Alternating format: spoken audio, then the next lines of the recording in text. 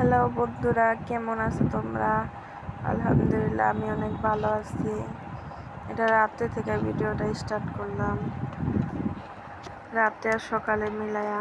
তো বাচ্চার জন্য দুধ জাল দিতেছি, তো বাচ্চা একটু পড়াইতেছি। সরে অসরে আর রস্যই দীর্ঘই, বাচ্চা তো পড়তে পারে না, এই জন্য শিখাইতেছি। সরে অসরে আর রস্যই দীর্ঘই। এই তো এখন সকালবেলা আমার বাশুরে মাছগুলা কিনে আনছে, তো বাচ্চা একটু দুধ দিয়ে একটু বিস্কুট খাইতে দিলাম।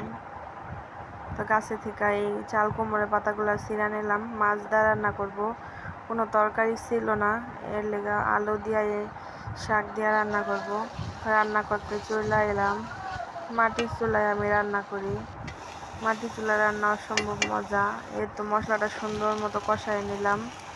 এই তো চাল কুমড়োর শাক আর আলু দিয়ে দিলাম। প্লিজ বন্ধুরা, তোমরা আমাকে একটা লাইক দিয়ে ভিডিওটা কন্টিনিউ করো, আর পাশে থাকো, সাবস্ক্রাইব করে দিও।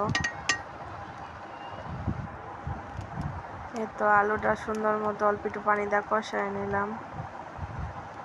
মাটির চুলায় রান্না করি, মাটির চুলায় রান্না করতে অসম্ভব ভালো লাগে। এই তো আজকে পাঙ্গাস মাছ দিয়ে রান্না করব। 4 পিস পাঙ্গাস মাছ নিছি। আমি একবেলা খাই, আমার বাচ্চা বাবু 2 বেলা খাইব। আমি দুপুরে খাবো মাছ, আর ওরা 2 বেলা খাইব। আদা রসুন নিয়ে নিলাম, একটু ডাল বোনা করুম। একটু হলুদ দিয়ে দিলাম, একটু পানি দিয়ে দিব, পানি দিয়ে একটু কষাই নেব।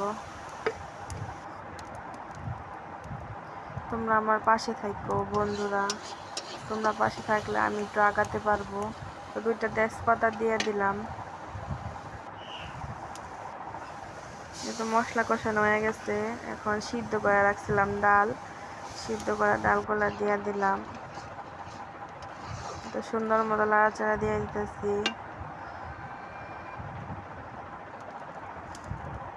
এই তো ডালটা হয়ে গেছে, খুব মজা হয়েছিল ডালটা। বন্ধুরা প্লিজ সবাই পাশে থাকবেন।